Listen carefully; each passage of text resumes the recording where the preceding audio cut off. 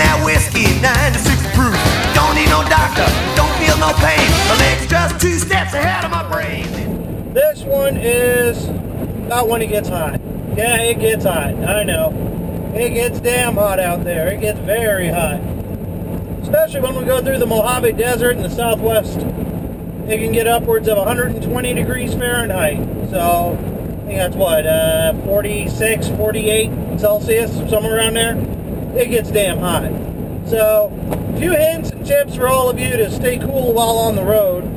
First of all, is to drink plenty of water. Now on the tour, we supply complimentary bottled water. Everybody gets a bottle of water. Now we got plenty of ice cold water in the bag, and you just keep refilling your bottle as much as you want. You just help yourself. We also provide Gatorade, which is a sports drink. And that has potassium and sodium in it, and sugar, and some flavoring. But the important bit is the potassium and the sodium, because you are sweating, and when you're sweating, you lose potassium and you lose sodium. And when your potassium and sodium levels get too low, you're starting to feel, well, pretty bad. Actually, real shitty. I had a gentleman on my last tour, didn't heed any of my advice, thought he was going to be just fine, and, well, he ended up damn near getting heat stroke a couple of times because he quit sweating. The reason he quit sweating is because he wasn't taking in enough sodium or enough potassium. So once your body runs out of salt, it cannot produce sweat anymore as effectively as if it has plenty of salt. Same with potassium. Also, improper levels of potassium can cause serious problems later on. Anywhere from leg cramps, muscle cramps, all the way up to heart arrhythmia. So it's essential that you get enough potassium and enough salt. So that's why we provide Gatorade. It really will help you drink more too. I usually get a nice lemon lime flavor that everybody kind of likes. That helps out a lot. It makes it more palatable, so people are more likely to drink water. Keeps you hydrated. That's the biggest thing I can say is keep hydrated. Drink, drink, drink. Drink a lot of water. Every stop, everybody should finish, at least 1 bottle of water when it gets above 100 degrees Fahrenheit. I mean, at least 1. I usually down 2. Which means by the next stop, first thing I do is run to the bathroom. That's a good sign. A bad sign is if you get thirsty. If you're thirsty, it's already too late. That means you're starting to dehydrate. So you need to drink a lot of water. Now, other ways of staying cool is to wear a long sleeve white t-shirt. Now you're going, well, wait a minute, long sleeve in the desert? What? That doesn't make any sense. Well, if you look at the Bedouins, those guys over in the Middle East, the guys on all, they wear all them white robes and everything. There's a reason, okay? White reflects the light off of you. The last thing you want to wear in the desert is black. That is a big heat sink. That's just going to suck up all the thermal energy and overheat you real quick. So you want to wear white. You want to cover up as much as you can, especially while riding a motorcycle. Have you ever stood in front of a convection oven? An oven that blows hot air? Man, that thing will heat you up quicker than hell. And that's what happens on the motorcycle, is you get a hot wind blowing on you, and your body can only cool itself so much. Your body's reaction to cool itself off is, 1, sweat. Number 2 is all of the blood rushes to your skin. And what your body is trying to do is trying to turn your skin into a giant radiator to exchange that heat, to radiate that heat off. But if it's hotter outside, your body ends up absorbing more heat through your skin. So you cover up your skin to prevent it from absorbing more heat. It makes a big difference. Really makes a big difference. Another reason why you wear a long sleeve white shirt is we soak you down with water. I'll hose you down. Yeah, we'll pour water all over you. Now, it may only last about 10 minutes because of the low humidity, but for those 10 minutes, that shirt is completely drenched, completely soaked in water. It acts as a giant evaporative cooler, so it cools you off. And that 10 minutes of cooling can mean the difference between hyperthermia and making it to the next stop, getting a heat stroke and not making it to the next stop. So that's also important. Last thing you want to wear in the desert is things like leather chaps, black leather chaps, and black leather jacket. That you'll just roast. You will cook. People have ignored me before. They damn near ended up in the hospital just from the heat. When it's 120 out, or even 110, it's too damn hot. So that's a big no-no. When I ride in the desert, I wear regular blue jeans, just regular blue denim jeans. I don't wear the Dragon jeans, for one, the ones with the Kevlar lining, because that Kevlar heats up and it holds heat.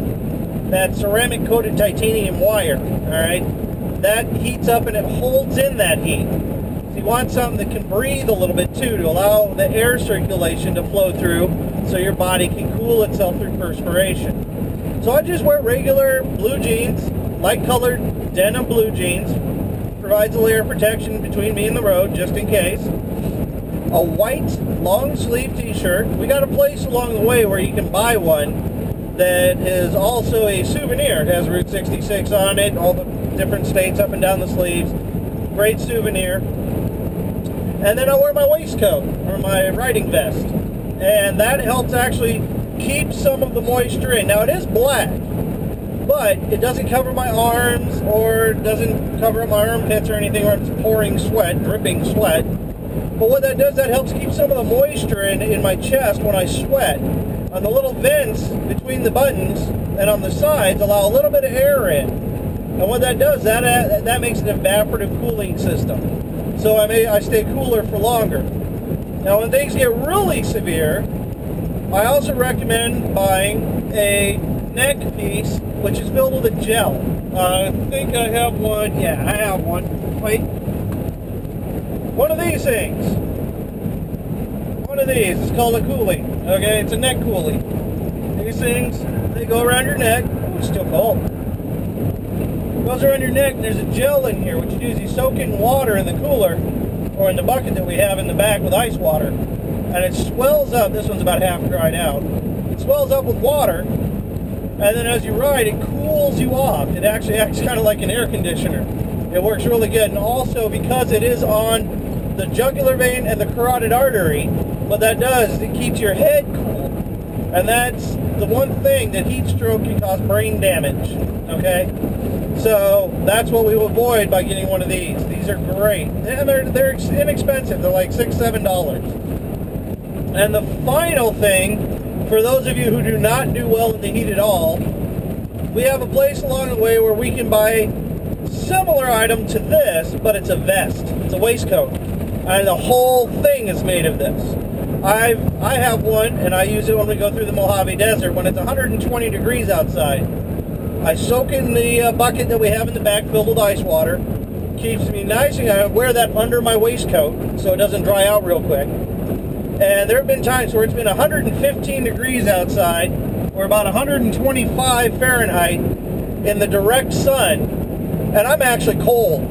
I'm actually shivering for the first 10 minutes. It's 120 and I'm freezing my ass off, which I love. But it makes a huge difference. It makes it comfortable. It makes it to where I am able to take care of myself so I can watch after everybody else, make sure they're okay. So, but we can get those along the way. They're about $35, $40, somewhere in there. But they are worth their weight in gold, especially if you do not do well in the heat. So they're great things to have. We got a couple places along the way to where we can buy them. And if you need one, just let your tour guide know, and they'll tell you where you can get one. And then when you're done with it, if you don't want to take it home, just donate it to the truck. I got a few in the back that people have kindly donated to the truck because, well, they didn't want to take it home. Didn't see a use for it. So then some poor guy along the way, doesn't have the money for it, or, that way we can do it. And I also keep a couple reserved off to the side for people in case they do start to get overheated. I can cool them down real quick in an emergency. So, but that's about it on staying cool. One thing, avoid alcohol. Alcohol inhibits your body's ability to absorb water, inhibits your body's ability to absorb oxygen, and also dehydrates you. So you don't want to drink a lot when you're in the desert environment. Have a beer with dinner, maybe two. Don't have a lot, okay? The worst thing is riding hungover in 115 degrees. It sucks. So that's about it for now. That's all I can think of for now. And in the meantime, keep the rubber on the road and the shiny side up. See you then. This cat shaking on a high tin roof.